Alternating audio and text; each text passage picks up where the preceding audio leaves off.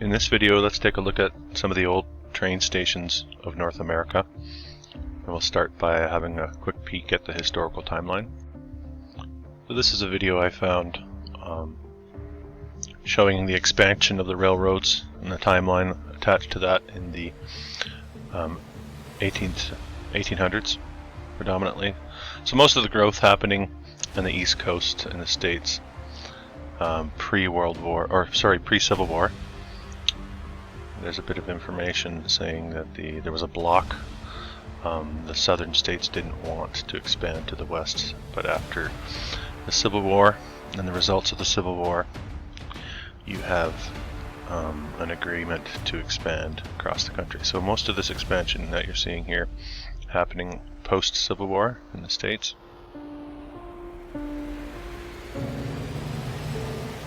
I also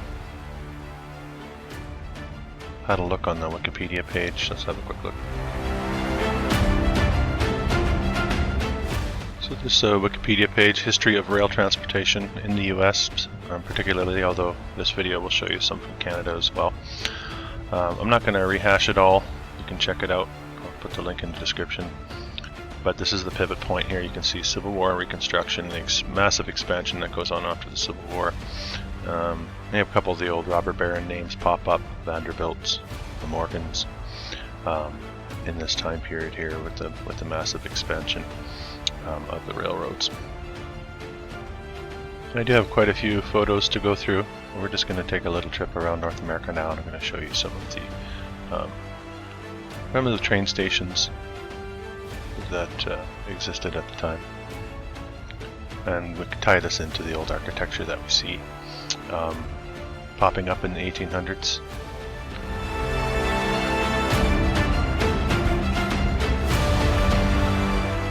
I like this one, and this is featured in another video as well, the underground rail tram system.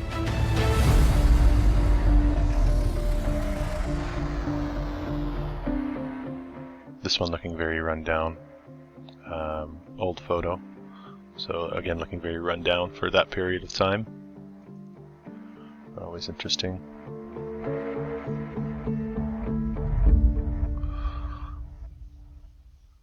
Brooklyn, New York. Now take a look at how built out all this is. This is obviously turn of the century, somewhere right in there. I always find it interesting that the brick pavers in the streets are so worn down, looking like they've been there for a very long time. Moncton, Canada. Well, lots to show you in here. Let's have a look. We don't have a location for this one. The brickwork here though, right? I like how we have a pattern change here in this section, coming from what we have here. These things jump out at me. Go through a bunch of Chicago stations. This is also featured on another video of mine on Chicago. That's a real eye catcher, that one, isn't it?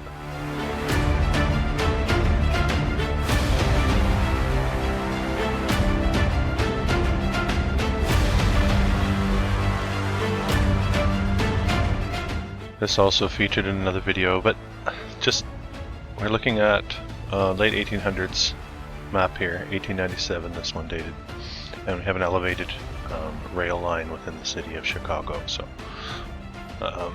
all this infrastructure in place, solidly in place at that time, with all these stations having gone up.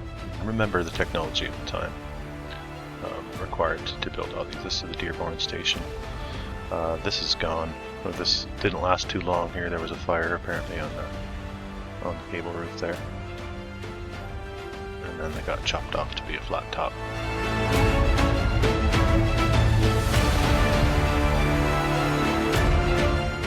And here a good look at the elevated rail lines in Chicago.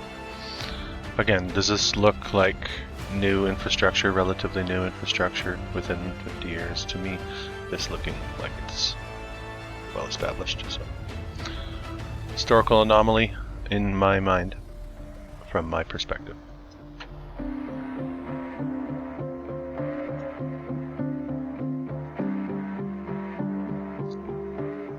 this one really something else, isn't it?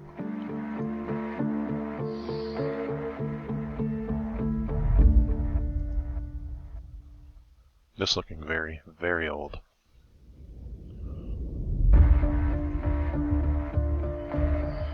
And very old world looking. Something you would easily mistake for somewhere in Europe. Columbus, Ohio.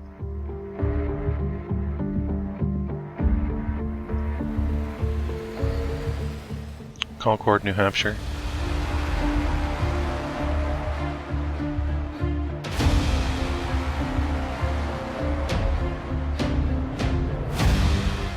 Now this would be the westward expansion toward Denver, obviously.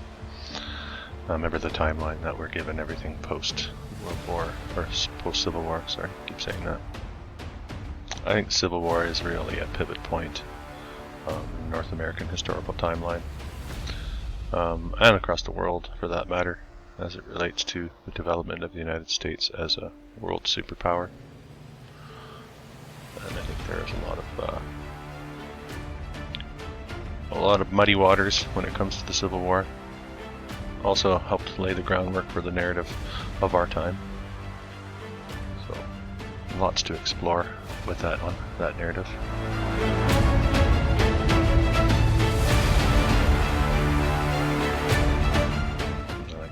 Conical style roof structure here. Again, all having been built in the 1800s. So, we've looked at many videos,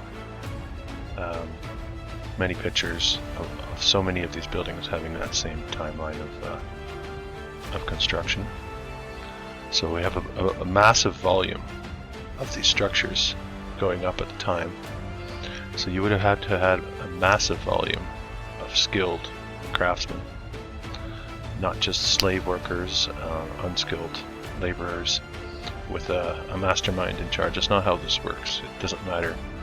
If you've ever done any building, you know that the skill has to be in the hand of the person doing the work. And that's a common misconception with people who don't do hands-on work, is they think anything can be achieved with the right amount of money and the right amount of workers, as long as there's somebody in charge who knows what they're doing.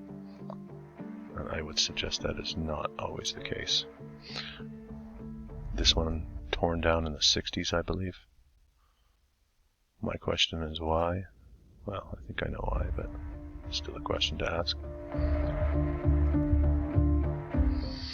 This looking like some sort of palace, some Middle Eastern palace or somewhere in there. Up in Canada with this one, Montreal. A lot going on there along the St. Lawrence as well, worth a look if you're into this kind of stuff. Of course, the massive stations of New York. Penn Station, the tragedy that was the teardown of Penn Station. It's pretty well documented. Some calling it the pivot point for preservation of old buildings when they decided to tear that place down. Although since that time I still have seen a lot of teardowns as I've come across it in my research. They got the wrought iron situation here too, right? With the old Penn Station is just extensive. And here's a teardown in New York City. 1950, this teardown going on. This is a crane or a wrecking ball setup. It could be a crane setup as well for the time. Looking pretty Mickey Mouse when you compare it to what else we see. Good luck, wrecking ball. Again, probably more work than they bargained for tearing these things down. Toronto. Looking very government building-like. Pittsburgh. Wow. Again, these, this is featured in a previous video I mentioned as well. These, I don't know, framed blank ovals.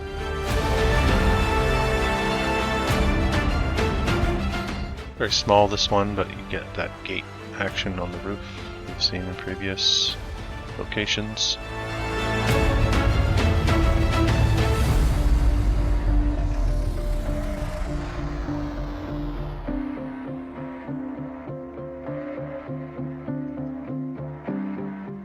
I like the ones with the horses doing the work here. Of course, that's how the technology began, isn't it? That's what they say, that it was all designed on wooden rails to be pulled by horses. And then somebody came up with the magical invention of the steam engine, and they were off to the races from there, basically. So I think the whole rail situation, and I've seen videos and photographs of them digging up rail lines from underneath a layer of mud.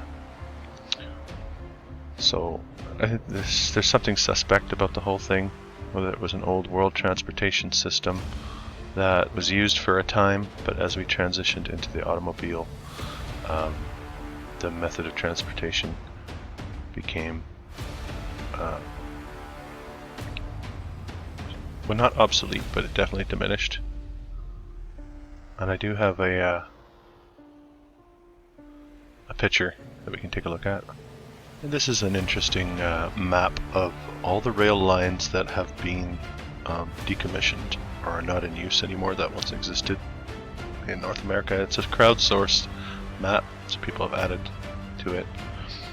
But you get an idea how short-lived, according to our historical narrative, some of these rail lines are. So I'll put a link to that in the description as well. So we got a couple more here to go. Still in Canada here, Quebec City. Again, these are all rail stations, right? So this kind of stuff should jump out at you. And if you think that these are no big deal, this would have been easy to build at the time. Nobody had anything else to do but build. Why would you build a train station with this type of architecture? Is it just for style at the time, just trying to match the style at the time? I don't think so. I think these are older, and the architecture had a purpose. But that's what I think. You can think whatever you want. I just want to share the visuals with you. Some of my perspective. I love the ones here too with the four little spires around the main. You see it pop up from time to time.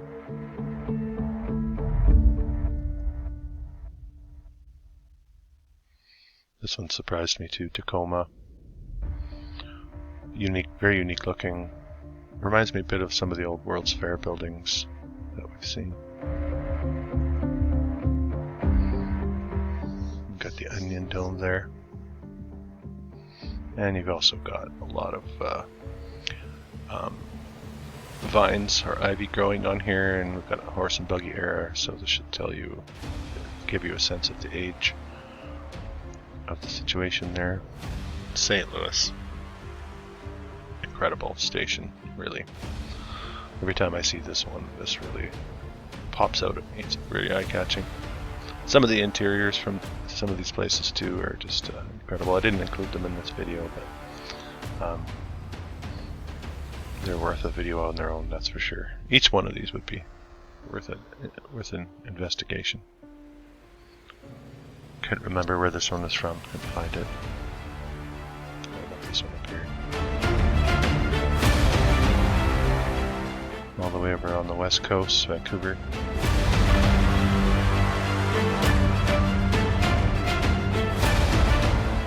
Waco.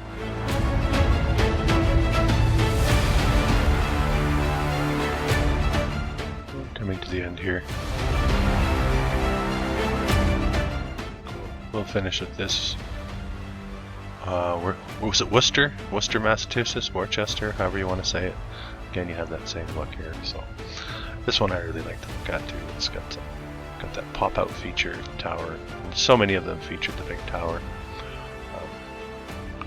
So I just really enjoy looking at these and speculating on what we're told and what may have been. I hope you enjoyed this video. If so, please like, share, and subscribe. And thanks for watching.